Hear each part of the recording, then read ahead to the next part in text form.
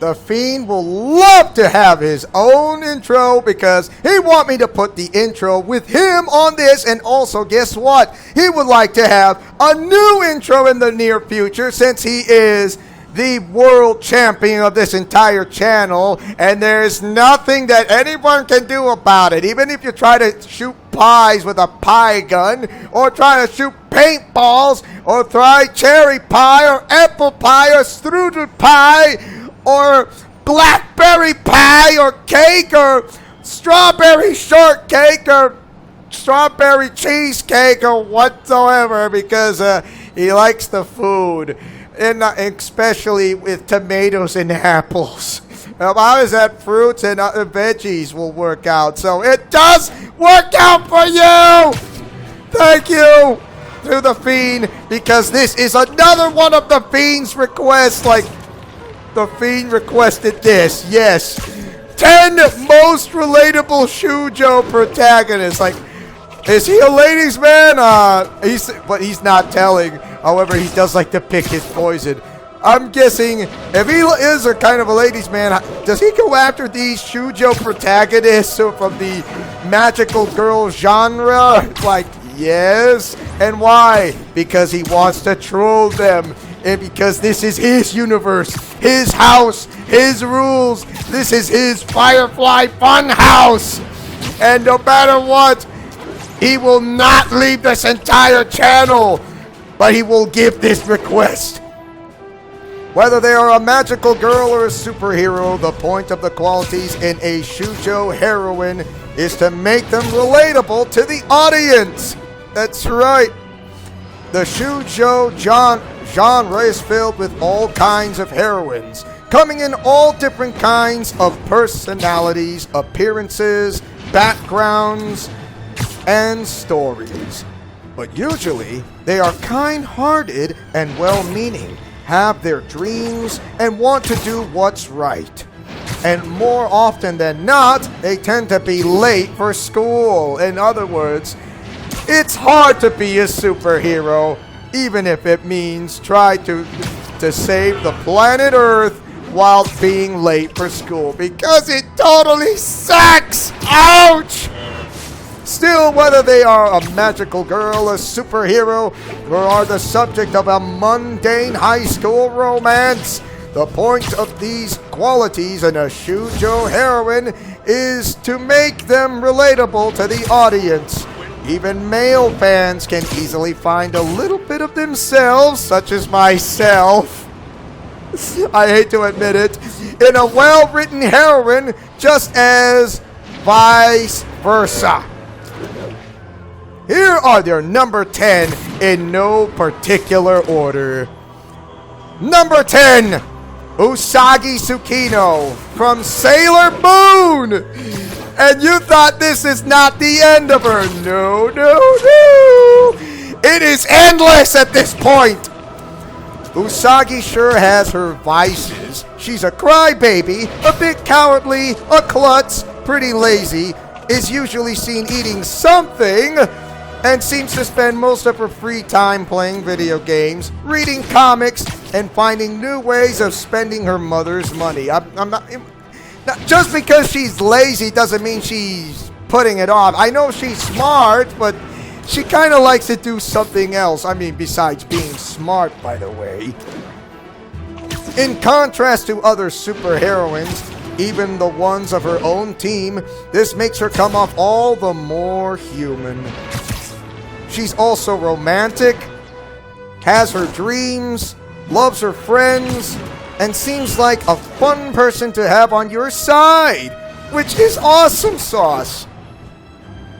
Combine that with the fact that she's a princess with magic powers, she somehow managed to be an escapist character and someone the viewer can see themselves in all at the same time. So yeah, she is a great escape artist, if you want to know, without the public knowing who is the secret identity. So she's really good at that. So don't get me wrong, she never got caught. The 90s English dub even ending each episode with Serena, which I have seen on, from that time of matter, which is not too bad, to be honest. Telling the audiences about how they should believe in themselves, among other various family-friendly morals. Also helped make her seem like a friend to a lot of children. But I've seen the episodes of this is how do you do, what to do and not what to do, if you want to know for that example. It's like, I'm telling you this because I told you to, and that's what I said so. Then that's how it goes. It's like the moral of the day. Number 9, Toru Honda from Fruits Basket. What? Toru Honda again. Toru Honda from Fruits Basket. Yes! Toru Honda seems like a heroine straight out of a fairy tale. Being taken in by the cursed Soma family, essentially after losing her mother. She's feminine, kind-hearted, and seems to love everyone. Winning her a lot of surprising friends. And that's why they call it Friendship is Magic for Everyone. She's a bit more hardworking than most people would probably be willing to be. Essentially serving as a housekeeper for the Soma family and working as an office janitor, but a lot of people know the struggle of getting their hands on a disposable income. So yeah. And it kind of relates that to Mew Mew Power, if you want to know, because that can be definitely related. At the same time, she's clumsy, insecure, and naive about things. And sometimes her willingness to help others, which is incredible, makes her come off as a little stubborn. In the original Japanese version, for example, she has a tendency to use polite language even when it's necessary. In other words, she's like the perfect sample by those by not to swear, which is excellent. Number 8, Doremi Hurikaze from Ojamajo Doremi, or should I call this in the American version, Magical Doremi, which I have seen that show, and it's not a secret that I have seen it before, and it is a really good TV show series. Doremi Harukaze is studying to become a witch after accidentally turning Majorika into a frog. But she started the series as a normal girl. She gets bad grades, is a bit of a clumsy ditz. I know what the word ditz is. D-I-T-Z, if you want to know. And starting with the 3rd season, is the least capable in her side job at the bakery. So it has a bit of relation to Mew Power and my little witch academia. So that is a combination with the magical girl genre. Even becoming a magical girl doesn't necessarily do her any favors. Her younger sister seems to be a more capable witch in training than she is. But she loves her friends and all kinds of people warm up to her. Looking at her Odango-styled hair, it's tempting to think Usagi Tsukino was more than a little influence on her. So, aww. Her love of steak is so passionate, it can make the casual viewer hungry, even if they don't actually like steak, which I do like steak. And her regular catchphrase is something a lot of people can relate to. I'm the unluckiest Shojo in the world. Wow, it's like, are you sure about that? Because not everybody can be unlucky, or because there are some people that can break their unlucky streak, if you want to know. Because that unlucky streak can be broken. Number 7. Okay, this one's kind of new, and I'm pretty sure you might know this or might have heard of it or not, but this is something out of the blue that no one will be expecting. Momoko from Powerpuff Girls Z. Like, what? I'm not kidding. Momoko from Powerpuff Girls Z. Like, what? What are you trying to do? Are you confusing me? Is this a joke to you? No, I'm not joking. This is serious and this is absolutely real. I'm telling the truth. This is real. I'm not kidding. This is absolutely real.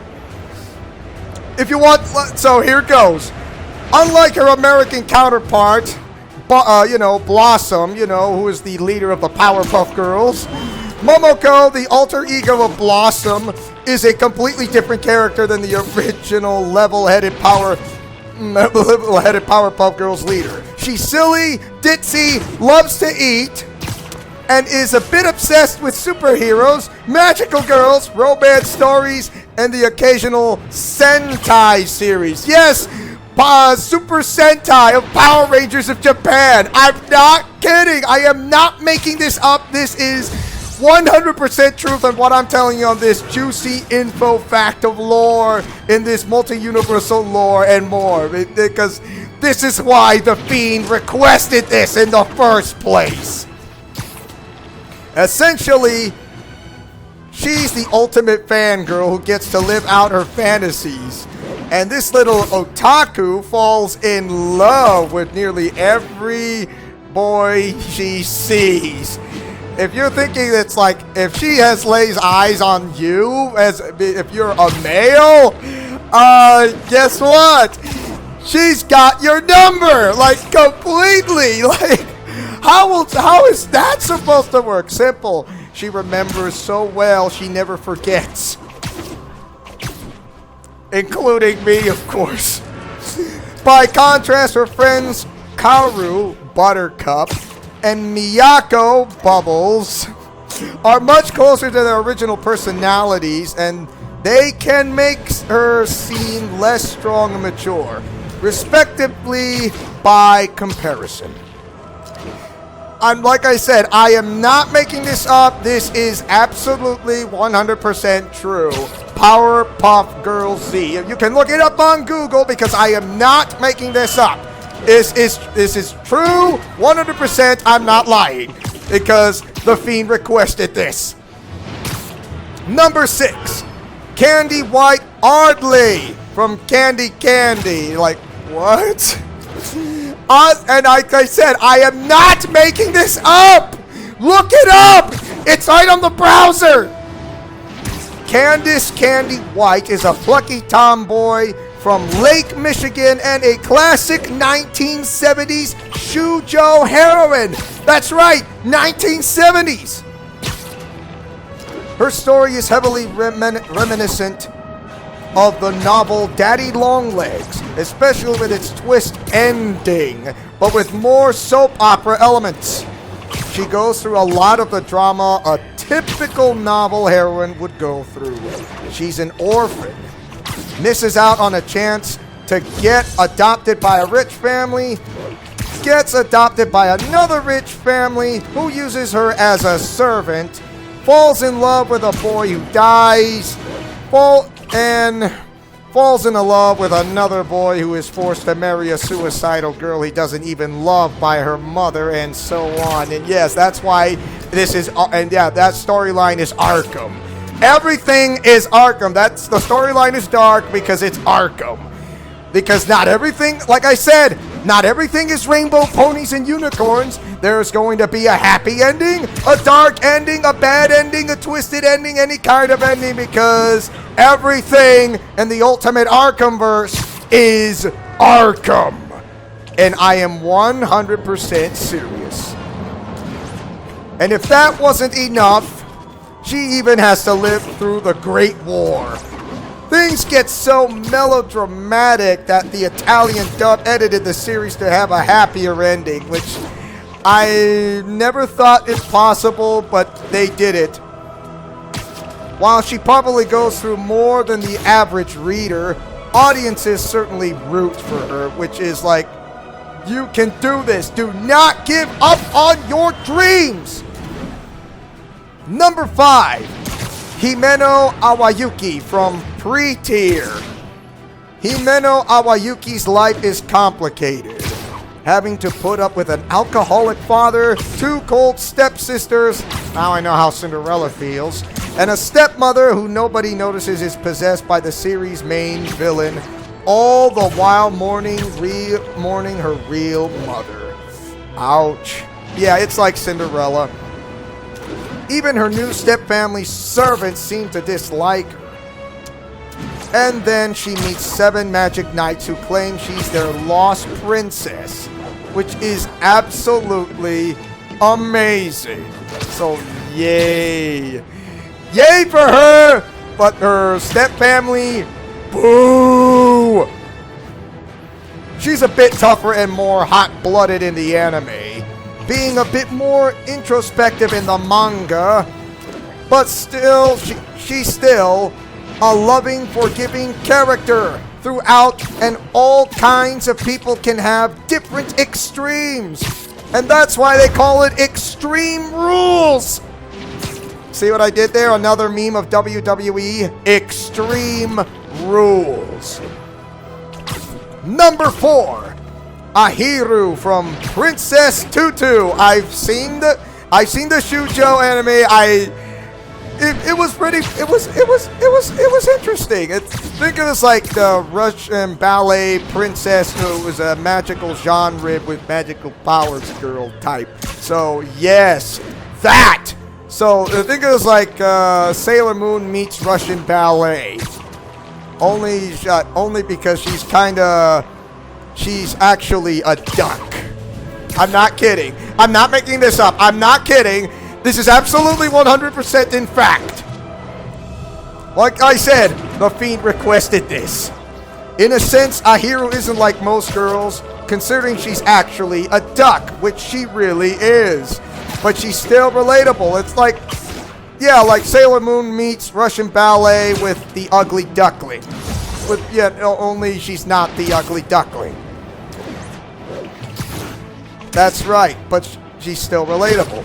The boy she likes is emotionally distant, if you want to know. Of course, due to being magically stripped of his emotions and struggles to help save him.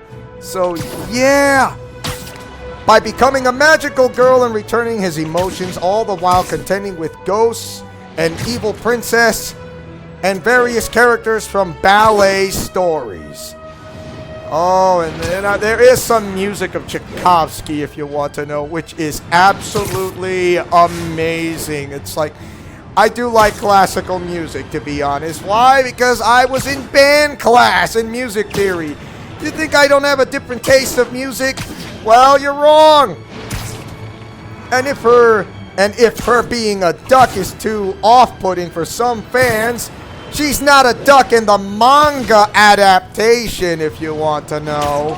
Number 3, Sakura Kinomoto from Card Captor Sakura. In other words, on the American version, Card Captors! Again!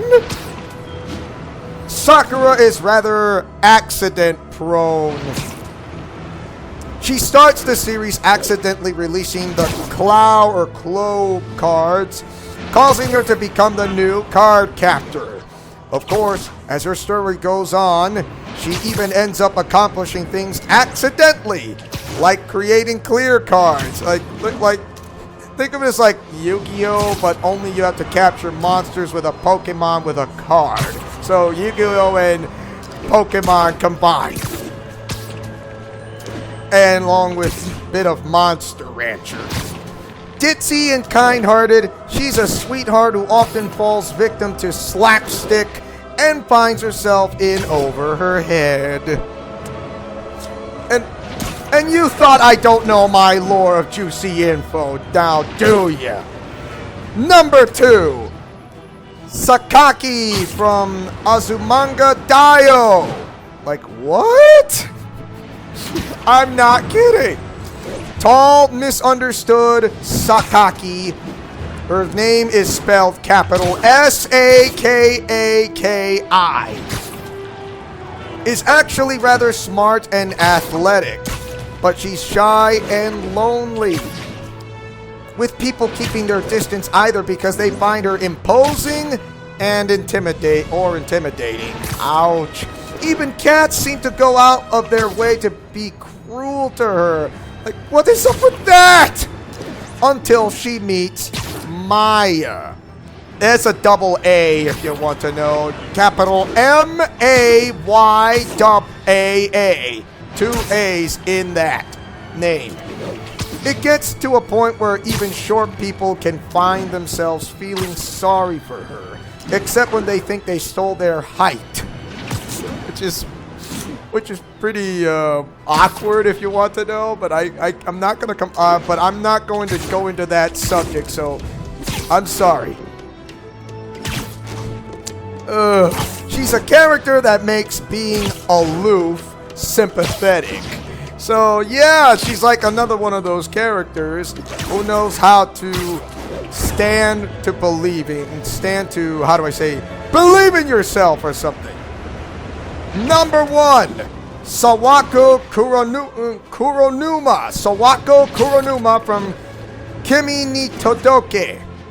Like, what? Sawako is spelled capital S-A-W-A-K-O. Her last name, Kuronuma, capital K-U-R-O-N-U-M-A. Sawako Kuronuma. Sawako Kuronuma. Sawako is a lonely girl who wants to make friends, but bears an unfortunate resemblance to the famous ghost Sadako Yamamura, which, combined with her natural shyness, keeps her socially inept. Things get a little brighter for her when she befriends Shota Kazehaya. Unlike a lot of examples, she's a good student and shows herself to be responsible and hardworking. She's also pretty sensible in objective manners. She also feels a duty to her parents, even initially turning down a party invitation to spend time with them. Can you believe that? All that. And she turned it down, and like, that is something you don't actually see very often. I mean, yeah, that is something you don't see very often. It just goes to show you that these heroines in the Shojo series really do know how to stand out. No matter what happens, there will always be hardships, trials, and tests. And furthermore, when you overcome a trial, a test, and overcome these hardships, whatever makes you weaker makes you stronger. And that is how a heroine from the Shojo series will build up the character development inside them. Of course, they start off from what they are, and then all of a sudden, they started with this little bit of a character development, and voila! It starts to bloom like a flower, and blooming like a rose with thorns on the battlefield to fight off and fend off against the forces of evil. Evil! And so for that, this is why the Fiend requested this. And also, he owns and rules the world of DC, Marvel, and Japanese anime, TV shows, series, movies, and manga, because he is world champion of this entire channel as first of command. No matter what happens to a Shojo heroine as the protagonist, the Shojo heroine wanted to marry so badly, or wanted to hang out or go with this person with the man of her dreams for the rest of her life, or chooses a different man of her dreams for the rest of her life, or more than one to have a harem or some type of sort of any Shojo series, it just goes to show you never know what will come after, or you'll never know what's coming. So always expect the unexpected in a Shojo series. That includes the Shonen series as well. No matter what comes at you, you will be facing it. And we are going to stop here for the time being. And don't worry, there will be another topic to pick up in Arkham Twin Days Weekend Special right here. Thank you guys for watching, and don't forget to like, comment, favorite, and subscribe. Tell me, what do you guys think of the top 10 of the Shojo series of, that I explained to you of what I said before? Do you like it or hate it? Mash that like button and or share this video. If you guys do enjoy this multi-universal lore and more of Arkham Twin Days Weekend Special of Marvel Spider-Man. That's alright! Of the 10 most relatable Shojo protagonists. So as your friendly neighborhood superhero who likes to take chances, making mistakes, and getting messy, who likes peanut butter and chocolate and a breakfast for dinner, including the Fiend himself, because he is world champion of this entire channel no matter what, because he is first in command, and there's nothing you can do to stop him, fellas.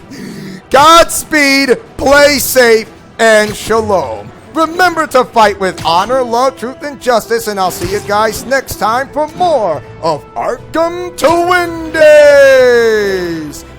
Hello there, for friendship is magic for everyone. Woohoo!